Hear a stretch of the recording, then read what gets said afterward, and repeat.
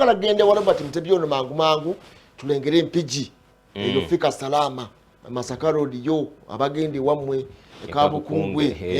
akadde kano wali watya Mpigi mpambire wonna wali nga wazibu nnyo Robert Mtebyono yakeddewo katubulira ate yo weziri sajja kulikawo enkofira yawo oyambuka element y'omusajja bo bagiteeka wasebo abajja kubanja kubanga babagaye bakomewo na kale tubulire bo wakedde watya batandise oba tebanatandika mbutongole ya neyanzanyo neyanzege abanange mu timu Omusunsuzi abagenda maaso n'okuweereza mujjukira angera bwe mwogedde nti wano wennyini wetwali ku lunaku olwo nga poliisi eragidde basajja baayo okujja emisanvu ku nguudo okujja roadblocks ze baali batadde ku nguudo zonna mu ggwanga e Uganda era mujjukira nti mu sheno yennyini twatambula ku nguudo ez'enjawulo okubalaga ewabadde roadblocks ezisinga nga zajja mu COVID-19 endala nga zajja lwafika salama olw'obubenje obungi obwali nga mu black spots enyingi ezaali ku nguudo ez'enjawulo naye munnaye n'ekiragiro ne kiyita nti zonna zigende maaso n'okuvaako naye olunaku olw'eggulo omwogezi wa poliisi nga bwe mwogedde Fred Enanga yategeezezza nti omukulu Ochola nga amaze okuwabula n'okuwabulwa pulezidenti ow'eggwanga Uganda abasazeewo ate roadblocks zino zikomezebwewo mu bifo wonna we zibadde kubanga obumenyi bw'amateeka badde bweyongedde abalina CCTV cameras ze bateeka ku nguudo bwe trackinga motoka luli mu biseera biri nga zikwatibwa mu bifo nga bino ewabadde roadblocks naye kakati zibadde ziyitawo buyisi n'ebifaananyirizako ku ebyo ate nga tuyingira ennaku enkulu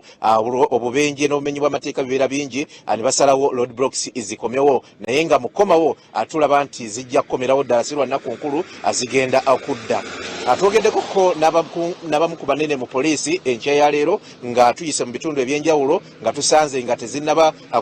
ebiggwa tebinnaba kuddizibwawo officially ne batutegeeza nti beetaaga akadde akatonotono olunaku nga lumu oba bbiri okubanga baddamu okuwawula ebyuma ebyo ebimu biyinza okuba nga byakaddiwa ebiranga tebikyasobola kuddizibwa ku nguudo ate era beetaaga bo kye bayise logistics okulayika nti abazzaawo embeera nga bwe yali lwaki boogedde bwe batyo bw'otunuulira kakati wano we tuli akayumba kano koolaba ke kaabeerangamu abasirikale aba traffic n'abapoliisi abaakuumanga ekifo kino ku bikondo Mpigi we tuli saawa zino abaabeeranga omwo nga we bagumba wano waalingawo ebyuma naye ate nga waliwo n'ebibarricades nga waliwo n'ebigoma ebyo bye baali batadde mu kkubo nga bingi nga biwerako nga bitandikira ddala kumpi ku kkubo erigenda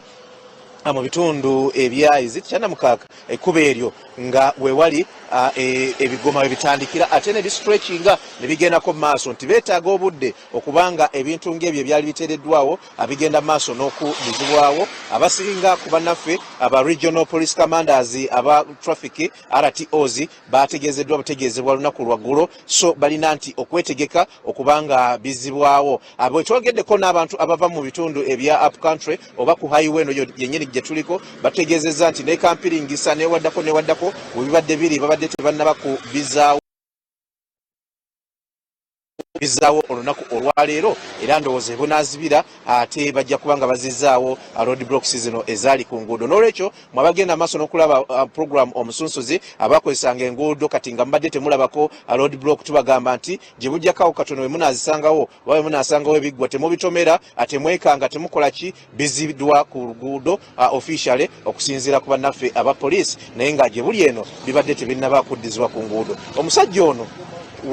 tumusanze wano mu kayumba ka poliisi sooka ojje katono tubadde twagala kwogerako naye ndowooza atidde omuzindaalo wedda yeebase muno kakati enkuba ekedde agenze kukola be bamu ku bagamba nti bino ebiggwa byo bibadde bo tebibakolera bulungi kubanga babakwata mu mbeera emu oba endala naye nga ekisinga obukulu mu kiseera kino kyenyinza okugamba gwe wenna agenda maaso n'okutulaba nti roadblocks ku nguudo zakomezeddwawo ate weekanga nga ozituuseeko mu bitundu byonna zaali ziri nga obadde togenda maaso nakuziraba naye nga gye tuvudde yonna babadde tebannaba kuzizaawo nawali emaya awo bwe bagenda maaso wali checkpoint yaliwo nga y'amaanyi nnyo ebadde tennaddawo eyawali wansi enabbingo ebadde ebeerawo nga bwakaveebudde okkirira okutuuka enabbingo ebadde tennaddawo ate ne bwe tusembedde wano babadde tebannagizaawo ate neziddako mu maaso gaffe eyo nazo zibadde tezinnaba kuddizibwawo naye nga zigenda kuddizibwawo enkya oba olunaku olwalero. Muhammad Wamala, Ferdinand Lubire ne Faruk Sesazi ekiri ku nguudo kyekyo atusuubira ebiggwa ebyo okukomawo obudde bwonna n'ebyo barricades byali byateekebwawo ng'emmotoka zigenda zisalamu bwe ziti nga tezisobola kuddukirako bigenda kubanga biddizibwawo. Kambadize omuzindaalo mugende maaso n'okuweereza eggwanga ekiri ku nguudo kyekyo. Fika salama egenda kuddawo mu maanyi amayitirivu nga tuyengera sekukulu oba ennaku enkulu. Robert Mutebi nga tunaba kutusiibula mukulu Muhammad Wamala awadde submission ye nga tunaba kutusiibula mukulu Muhammad Wamala awadde submission ye ku nsonga y'ebinankana ebyateekeddwawo madamu Fede naye akikoze nange mwennyini akubuuza atwetaaga okumanya nga ggwe ne ttiimu gy'okulembedde mu nteekateeka y'okulambula amakubo ago twetaaga okutuwa ku submission yo kigenda kuyamba oba tekigenda kuyamba bataddewo nteekateeka yakubanga abasirikale nabo bajaganyawo mu zino ennaku gwe kikyolowooza mu kyo naddala mu kuzzaawo ebintu nga bino. Nawulidde aduumira poliisi omugezi wa poliisi mu ggwanga omukulu Fred Enanga ng'agamba abantu bateeke data ku masimu gaabwe kubanga bakimanyi bulungi nti ku road blocks zino kubaddeko obaoliawo okulirako enguzi n'okubbirako abantu abakozesa ebidduka mu ngeri ey'enjawulo nga bagamba nti wonna waakugiira bw'ati aweereza message obakola bw'oti ne bw'oti naye ebiringa ebyo bizze bibirawo ekyo tebasobola kukyewala ekyokuba nti abasirikale baabwe bennyini basaba abantu ssente naddala ababeera nga balina ensobi ez'oku nguudo ze bakoze oba nga basangiddwa bye batalina kubeera nabo kubanga ku poliisi kwennyini buli wotuuka ku poliisi yonna kuliko ebipande ebiraga nti bondi ya bwereere oba bondi is free naye wonna wennyini ekipande wekiri wewali omutwe gw'omusirikale abeera akozesa statement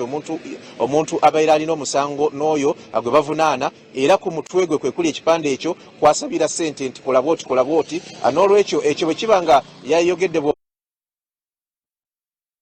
nnyo kubanga abantu ekyo balina engeri gye babateekamu ku kisenge ne baba nga ate sente ezo bazibajjako naye nze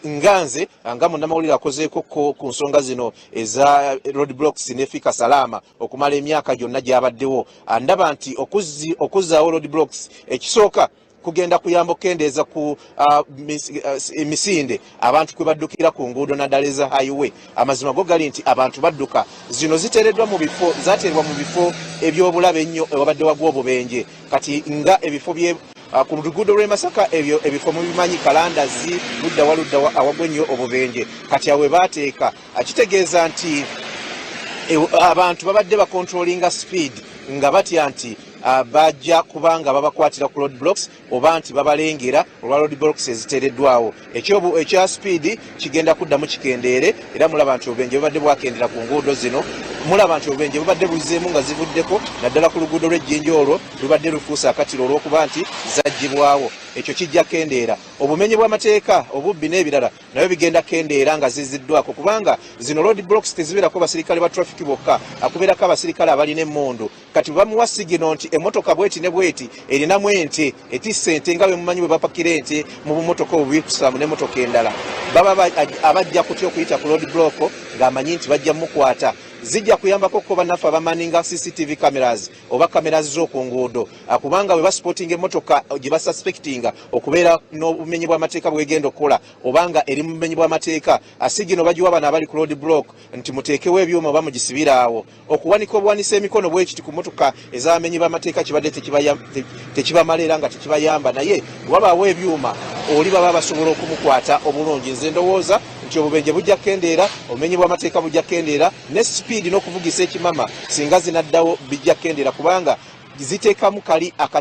ak'okutya kafiya fakita mu abo abakozesa enguudo ez'enjawulo we zibeereddewo olaba nti Fika Salama si gye twebaza yokka naye road block ziyambye nnyo kendeeza obubenje bwe zaavuddewo olaba engeri abantu gye batokomokamu mu nguudo ez'enjawulo highways n'okusingira ddala oluguudo olw'ejjinja n'okuva ejjinja okugenda mu bitundu ebirala ndowooza kijja kuyambako